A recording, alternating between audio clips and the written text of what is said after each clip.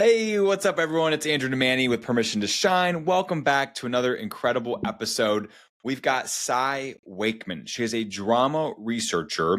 She's a keynote speaker. She was just inducted into the Speaker Hall of Fame. So she's going to tell us on the power of storytelling and give us tips on how to tell better stories. She's going to give advice for public speaking, and she's going to talk a lot about how we create these narratives in our head and we end up wasting so much time. Like, think about it. At work or in a romantic relationship, how much time you spent telling yourself a story that actually wasn't true when you go and seek the facts or when you begin to question those thoughts. So she's going to give us some really tangible advice.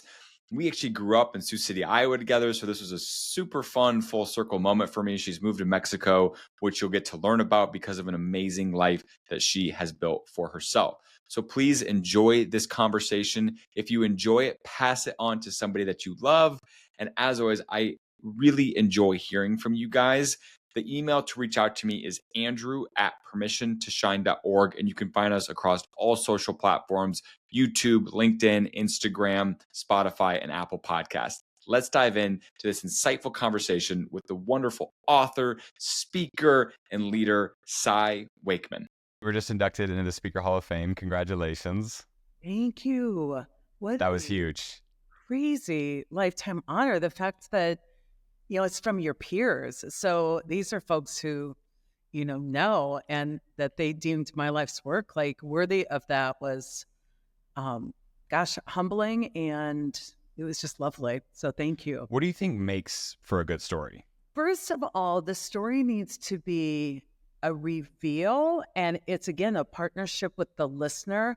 So telling is kind of one-sided, but sharing and seeing how that resonates with others. So any story I tell on stage, just like any comic, I've practiced, I've seen how it resonates with the audience, I've seen opportunities for them to partner better, for me to do like a slow reveal.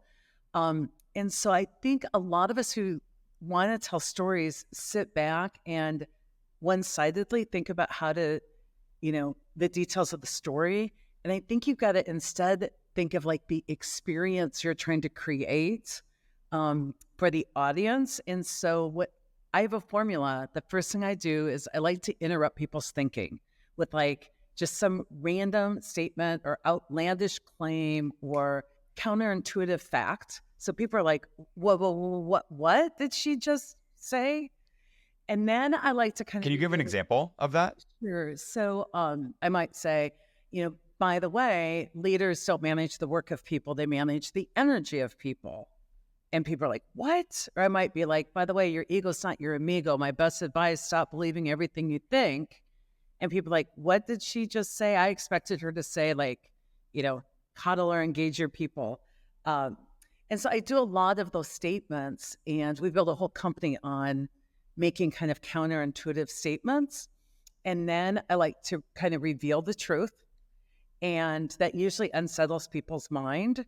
And so where story comes in then is have them try it on for size. So here's something from your everyday life you might have experienced, happened to me. And then that unsettles them. So I like to settle their minds like, this is really a simple transfer. If this is happening, then, here's how you can put that into practice in your daily life. It's got to have humor. It's got to be authentic and true. Telling stories about other people's failings is preachy. I think it has to be your own self-disclosure. And I think it has to be with just a lot of kindness and non-judgmentalism, and also not like leading the witness. So those are some of my best tips. I think you're so good at it. I watched a lot of your stories and you make me laugh, right? Like you make me feel warm and I remember them. And so you definitely have a gift of being able to do it. And like you said, it's like how you make the people feel, Experience. And then it lives on in them. Like it's my gift to you. And so it's like, here's my invitation or my gift. The story's not about me, even though it's about me. My story is like, hey, this might help. Here's some way I think about it. Here's the story to remember it by. And then when you get in this situation, like keep that in your pocket. People want to connect with something bigger than themselves, and they want hope, and they want to believe in something bigger than their current reality. As I think story just fills people with optimism and hope, and that's high value. They're willing to pay more for that. When people ask me like how I've moved up, with Speaker Hall of Fame and my fee has gone up, and I'm such a, in their minds, a in-demand, keynote speaker, what people are buying is that connection. And anybody can get up and tell my stories, but it's that connection, that heart-to-heart connection that I think is so valuable, that many brands have capitalized on and many brands have not. So I was talking to somebody the other day, and this person is like very smart, very confident, chief of operations at a startup. And they were like, when it comes to public speaking, I shut down. They're like, hard no for me. And I'm curious if you have any kind of like practical tips that you've learned from being a professional speaker at kind of the highest level that you're like, hey, darling, focus on these things. You're going to nail it. The shutdown is kind of a visceral response. Like some people are afraid of snakes, like no matter how we try through aversion therapy to like, help them.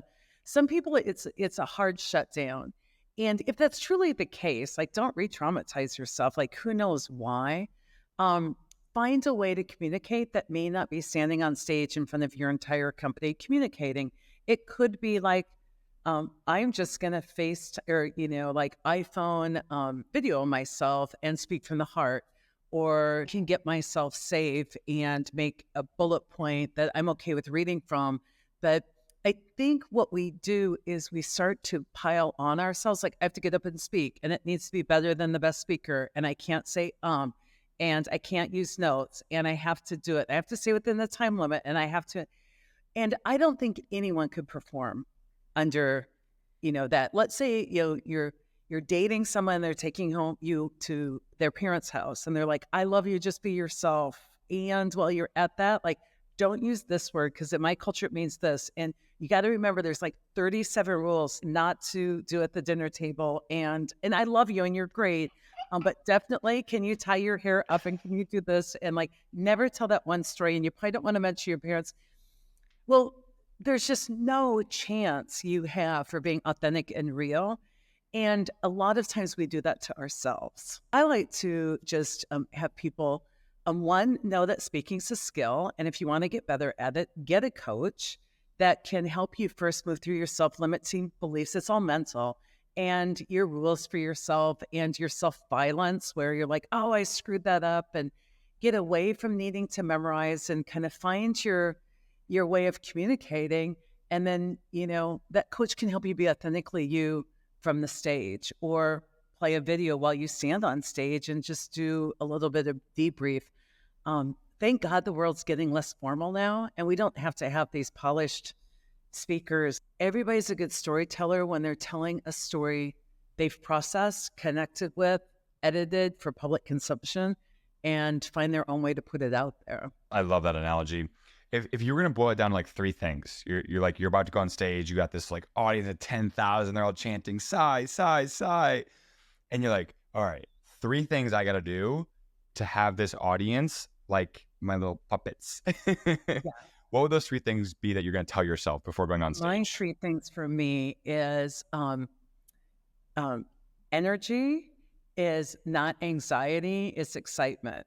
And so as I'm going to go out, my heart will start increasing and my mind will start racing. Like just somatically, your body is like, whether you think this is fun or not, we're standing, unguarded on a stage with 10,000 people. It feels dangerous. So what I do for me, I've already prepared. I've already done my skill building. I've used my coaches. Like you can't go out there unprepared.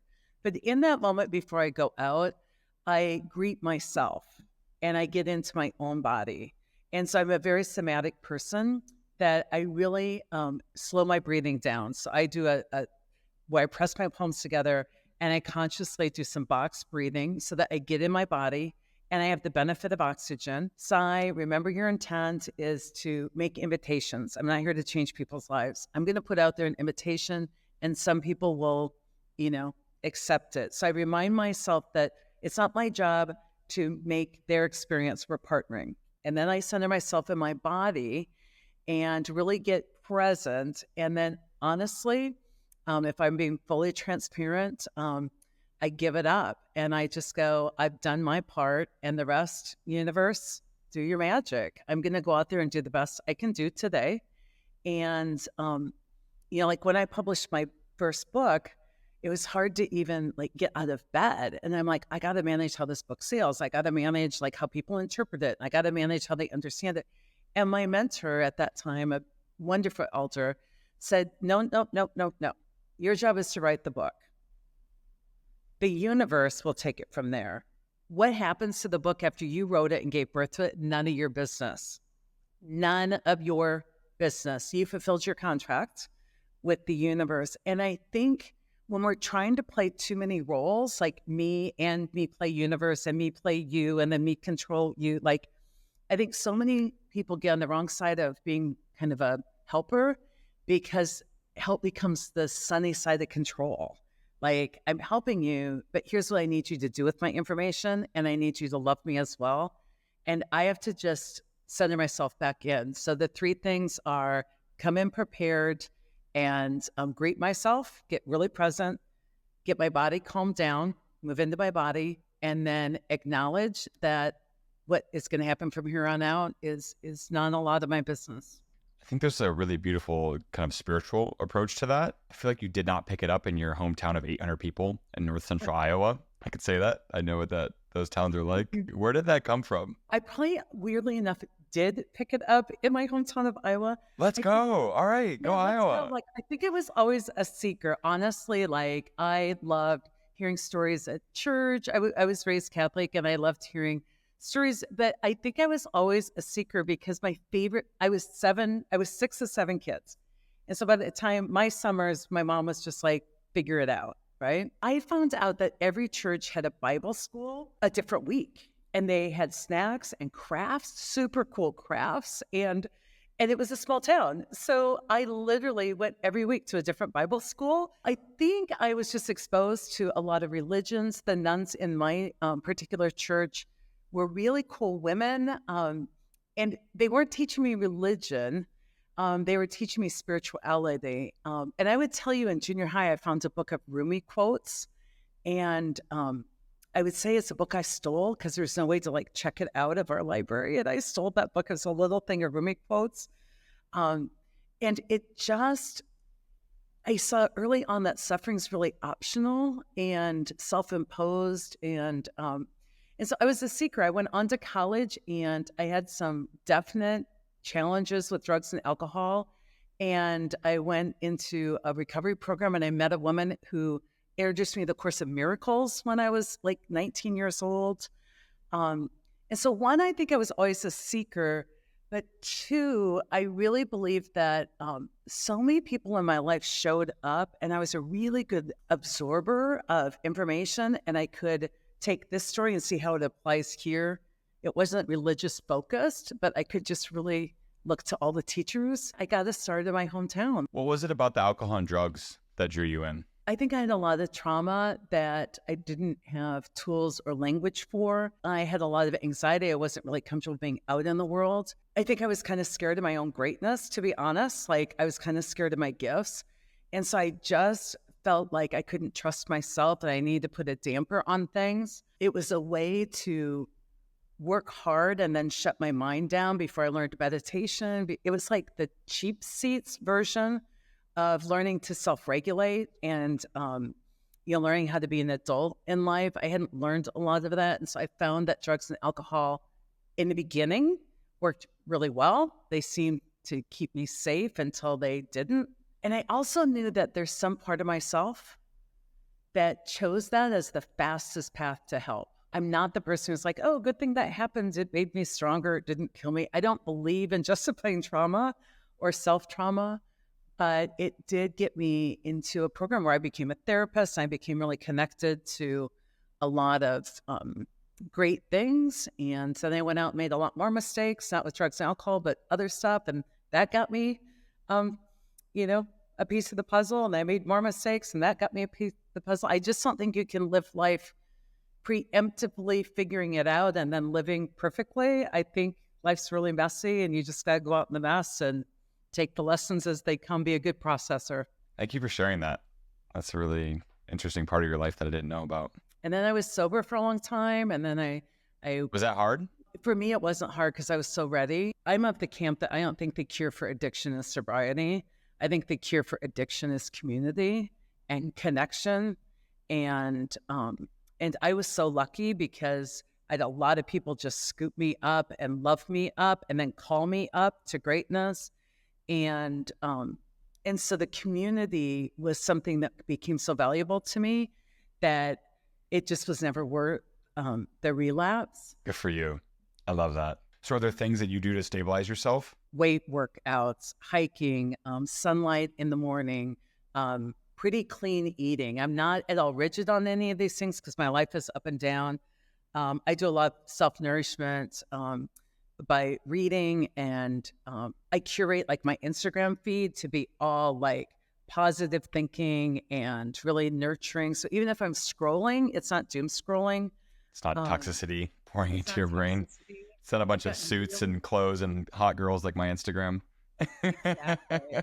That might be how you encourage. No, I need you to fix I my got Instagram. really clean about the people in my life. I got really clean.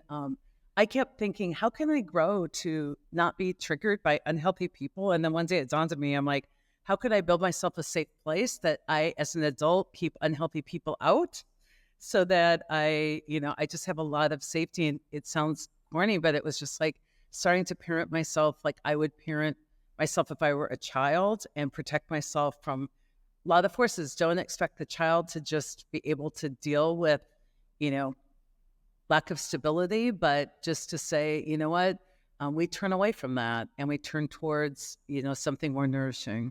I applaud your bravery so much. I want to talk about ego and a statistic I heard you mentioned. You were like, people on average spend 2.5 hours a day womping around, feeling bad for themselves. And a lot of times that's based on story and not actuality. What I hope for everybody while they're here, what I call Earth School, like while they're here doing their field of studies, is they start with the basics. And one, you got to know how your mind works so you quit get played by the ego.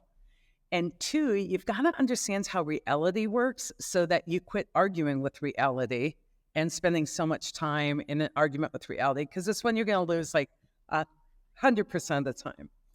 And so one of the worst things people can do for themselves is believe everything they think. And so it's really helping people learn that you're not the thinker, you're the observer of the thinking, and that you have this profound freedom. And the freedom is you get to question your thoughts, and you may not get to choose them. I mean, some monks who spend enormous hours meditating daily start to see their brains rewire differently.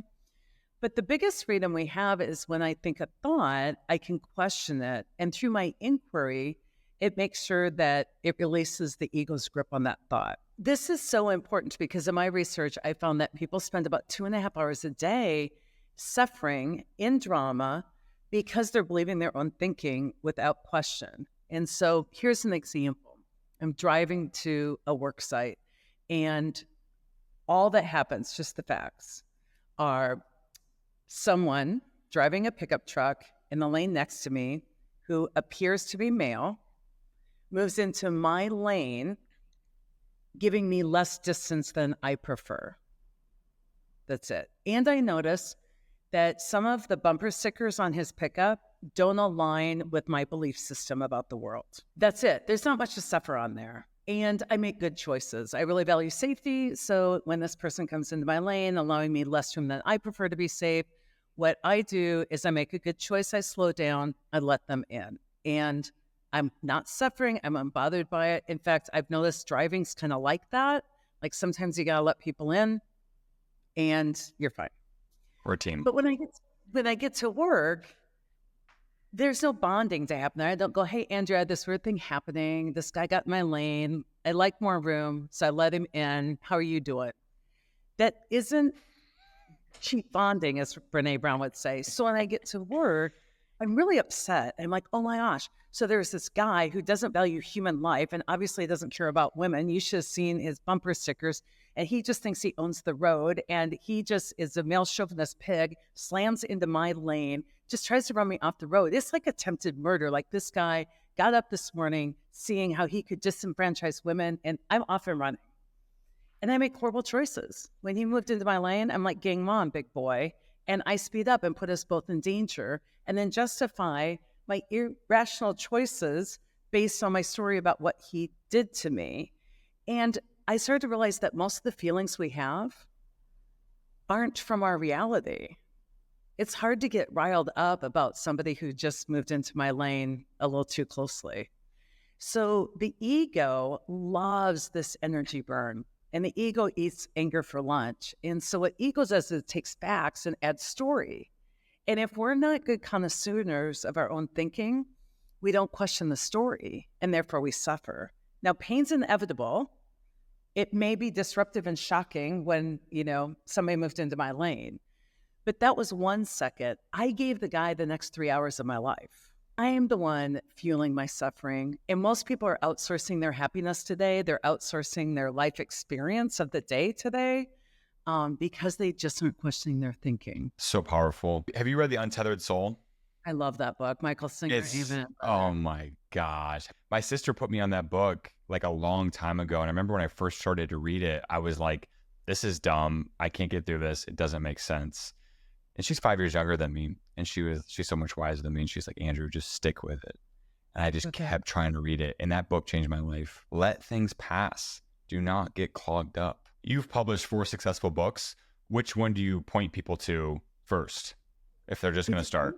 Yeah, it kind of depends on what they need. If they want to know, I need an injection. What's your bottom line of everything you know about business and what's wrong with how we're doing things today? It's no ego.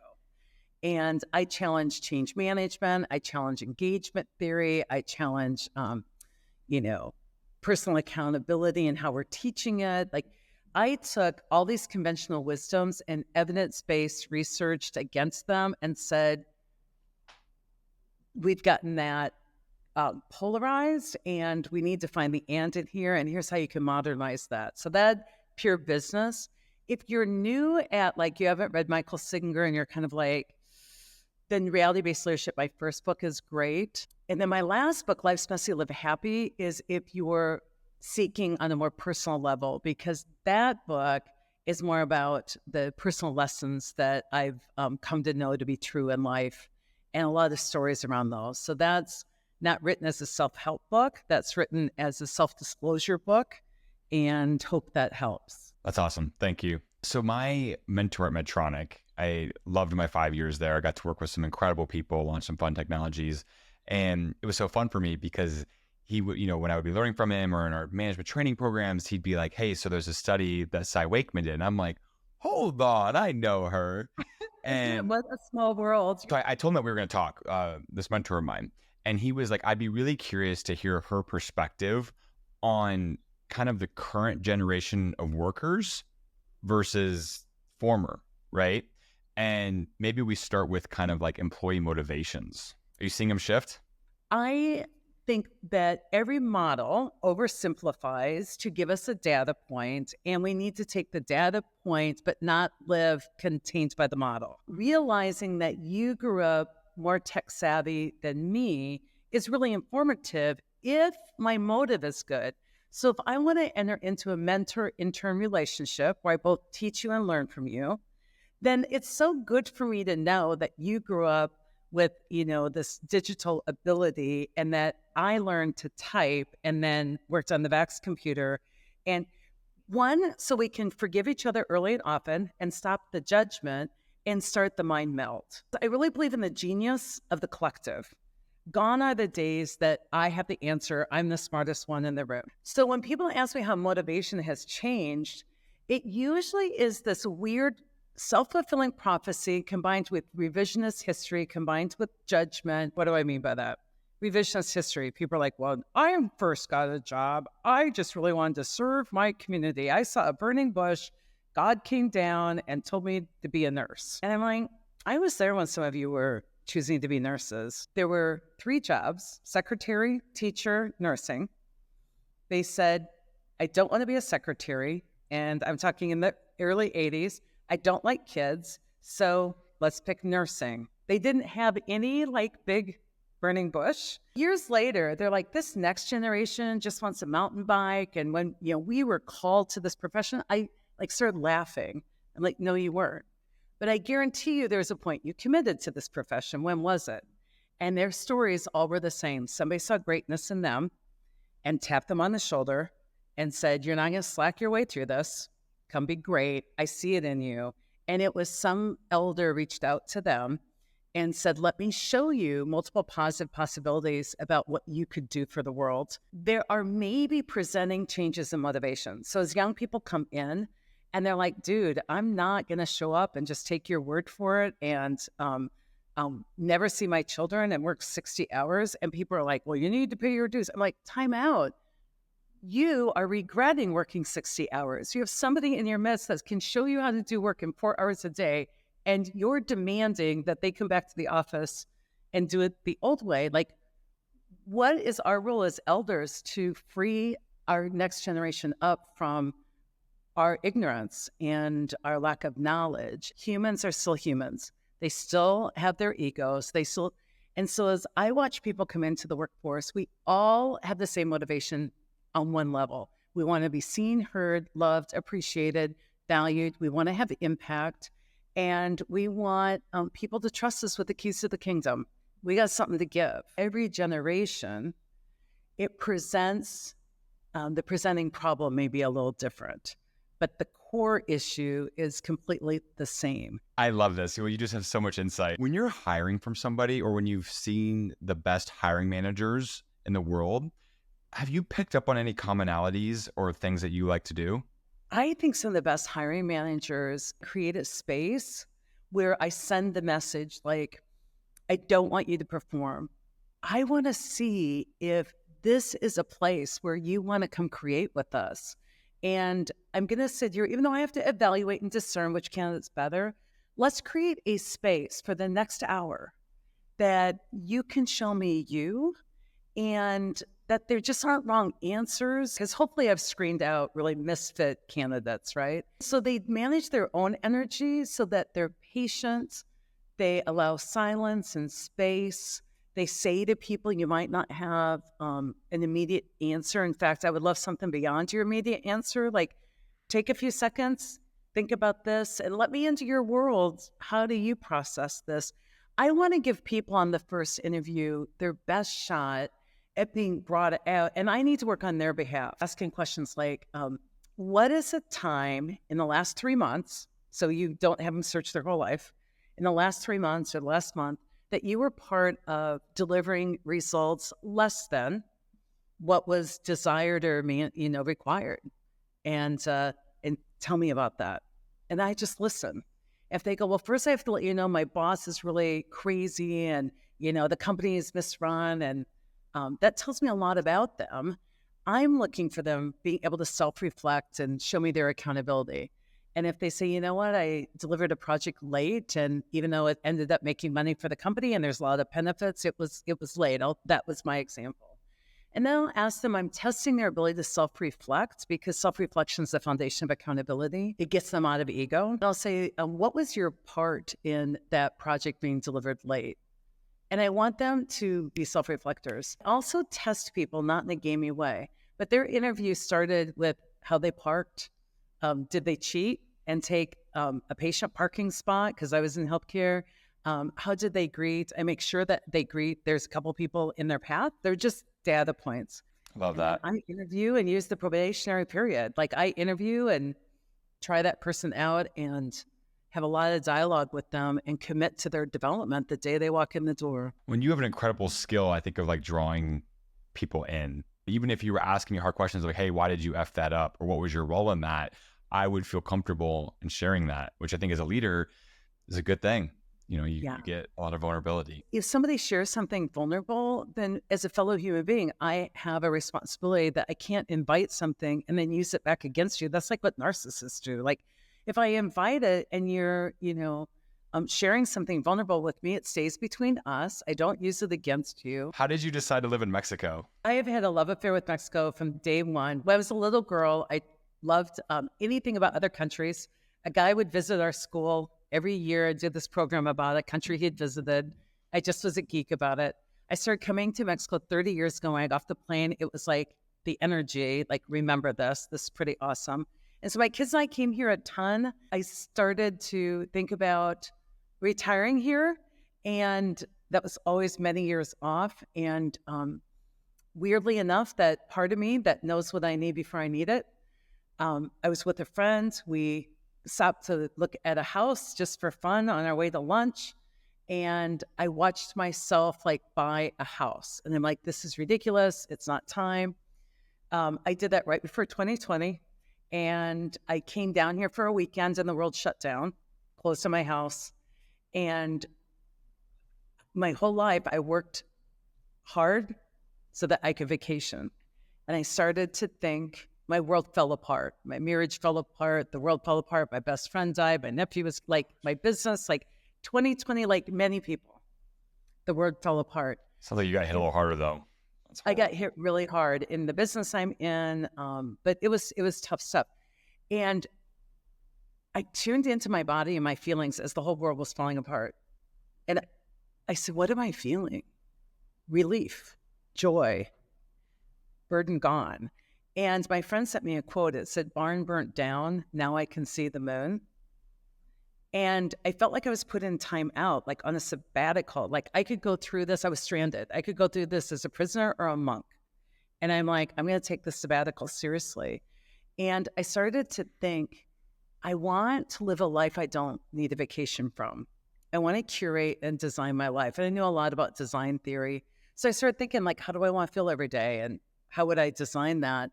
And once I had that vision, I just started making it happen. It was very clear I wanted to live in Mexico on this very beach, and then I did that backwards engineering where I said, if this is what I want, how can I make that happen?